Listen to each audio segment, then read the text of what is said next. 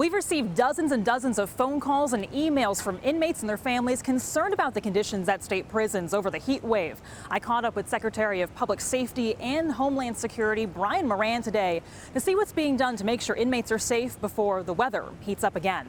Behind bars, an inmate at Virginia Department of Corrections, Buckingham Correctional. Jerry Fimple tells his cousin the heat is oppressive at the Buckingham Correctional Center. Sweating like crazy in here. The sheets are soaking wet at nighttime. While the Department of Corrections maintains there were extra fans, water, and ice for inmates during the heat wave, several concerned residents told us the ice machines in most pods are broken.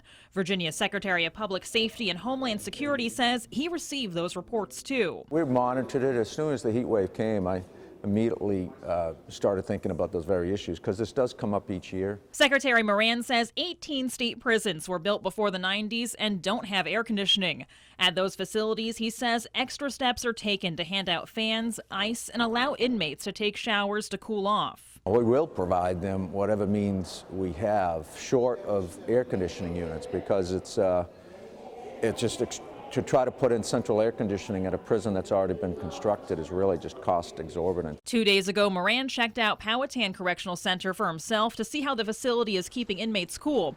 What he saw, Moran says, was adequate provisions. DOC was already making sure the fans were spread and distributed. But that's still not what we heard from inmates and their families across the state.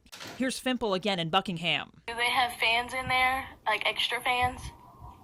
I ain't got no extra ones. Secretary Moran assures DOC is doing all they can to prepare for any future extended heat waves, but it appears they can only do so much when nearly half of the facilities are older. Short of air conditioning, that we're going to have to do and make do with what we have. Something Secretary Moran noted is that there were no official reports of heat injuries or heat-related emergencies at DOC facilities last week. In Richmond, Sara McCloskey, 8 News. In Richmond, Sara McCloskey, 10 on your side.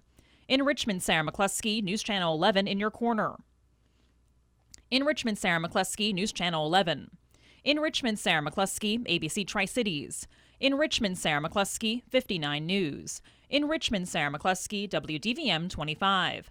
In Richmond, Sara McCloskey, WFXR News.